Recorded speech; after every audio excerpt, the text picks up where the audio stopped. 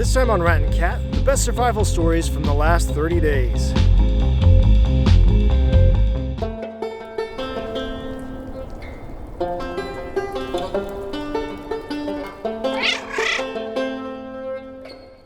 Welcome to Rat and Cat, where we search, survive, and explore. I'm Nikia. It's time to look back at survival stories from the last month and see what survival tips we can learn to use for our own adventures. We're going to start by jumping back to a survival story from February that recently surfaced. Nick Minot, age 60, was surfing some waves off Pawa Nui Beach when he was broadsided by a shark. I was just paddling along and got hit on the side of my elbow and forearm, Minot told the New Zealand Herald. By the time I realized what was going on, its teeth were definitely latched onto the front section of the board. I actually shouted at it, "F*** off," and went to punch it in the eye and missed. Then I pulled my fist back and shouted, "F*** off" again, and got it right smack bang in the eye. In between the two punches, it crunched a bit more on the board and then disengaged its teeth, he said. Then I got brushed by the dorsal fin and the tail fin, and it swam off. Minot said it looked like a great white shark. Fortunately, the shark only took a few small chunks out of Minot's board and his arm. Well, there was a lot of action in Snowdania National Park, a mountainous region in northwestern Wales this last month. A climber survived a 650-foot fall down a rugged mountain face. He was brought to safety by 3 mountain rescue teams in heavy rain and 70-mile-per-hour winds after he fell from the Crib Goch Ridge while scrambling with 3 other climbers.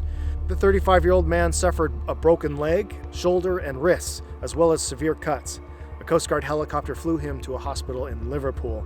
Then just a few miles away in Ogwen Valley, 4 university students were saved from 3,000 feet after an 11-hour overnight rescue in rain and gales.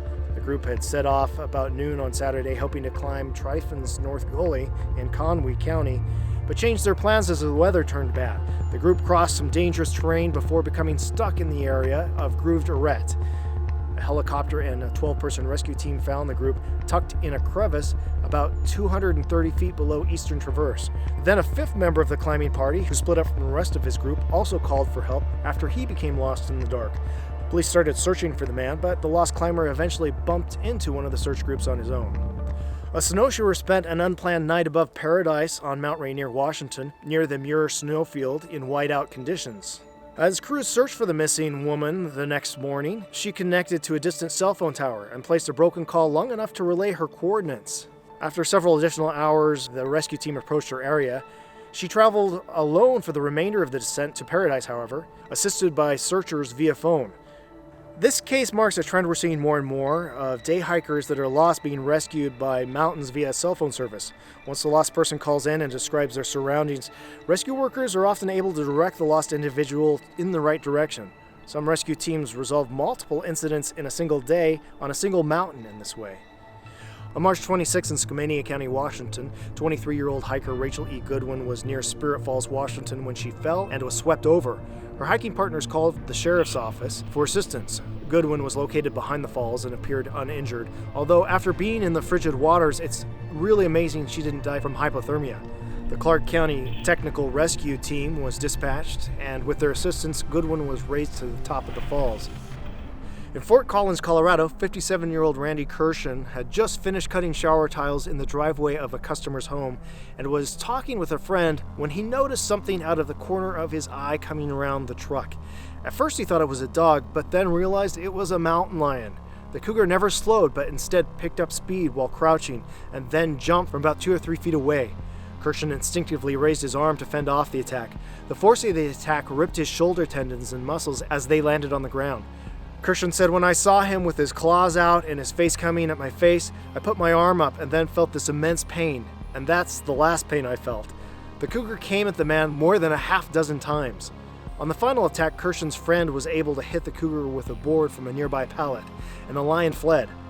That afternoon, Colorado Parks and Wildlife officers pursued the cougar and caught up with it just downriver near a trailer park. Officers shot at the mountain lion as it sat under a camper trailer. It then lunged at an officer who raised her arm to fend off the attack. Another officer kicked the animal until it fled. About an hour later, Colorado Parks and Wildlife officers again caught up with the animal and terminated it. Fortunately, the victim's injuries were not life-threatening. It was later determined the wildcat was suffering from rabies. In a remote area of California near 29 Palms, A man called for help after his friend became stuck in an abandoned mine. Rescue workers had to make their way up a 4x4 road to access the mine. Once there, they had to navigate through a series of narrow tunnels and shafts and along dangerous ledges hundreds of feet underground until they finally came to the end of a tunnel that ended in a 90-foot drop which the man had fallen to the bottom of. It took San Bernardino County fire crews 15 hours to find and rescue the man. The Mine Safety and Health Administration says that since 1999, nearly 150 individuals have died in recreational accidents on abandoned mine sites. In northern Alabama, near Guntersville Dam, a couple fell down a 50-foot drop in a cave they were exploring. Details are a bit sketchy about this story, but even though the woman had serious injuries, she was able to crawl out and get help before she was taken to a hospital for treatment. Authorities then went back and found the man still in the cave. He had only minor injuries. And an adventure by a pair of inexperienced snowmobile riders in Colorado's Dinosaur National Monument ended in tragedy. The 65-year-old and 58-year-old had been rescued a month earlier in the same area by an Uintah County search and rescue team. But this time the men weren't so lucky. Police found the men's snowmobiles not far from the Colorado-Utah border and spotted the 65-year-old a short while later pulling an orange sled. They also found the 58-year-old man deceased. The two were not properly prepared, wearing only thin coats and blue cotton jeans. In their snowmobile was a copy of Forrest Fenn's book, The Thrill of the Chase. The 2010 publication describes a hidden treasure worth millions of dollars waiting to be found somewhere in the Rocky Mountains north of Santa Fe, New Mexico. Including this most recent death, 4 Coloradans have now lost their lives since 2016 in their search for the alleged treasure. Back in Washington State, a 19-year-old woman fell 50 feet at Victor Falls and sustained non-life-threatening injuries. A friend of the victim alerted authorities when the victim fell while using a rope to climb the embankment at the bottom of the falls. Firefighters were able to reach the victim and use a Stokes basket to bring her back to safety. According to the World Health Organization, falling down is the second leading cause of accidental or unintentional deaths, second only to road traffic injuries.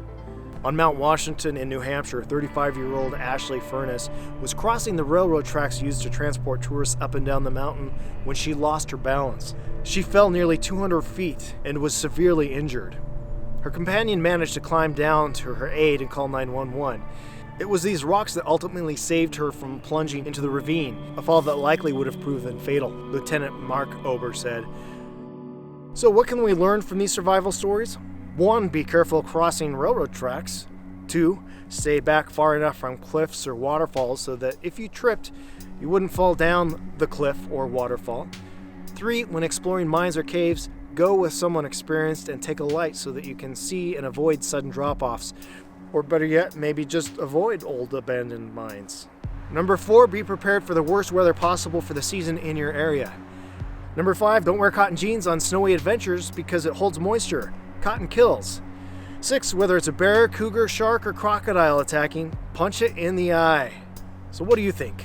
Do you know of other survival stories from March that should have been included in this list? Have you ever had a close encounter with a python, cougar, or cliff?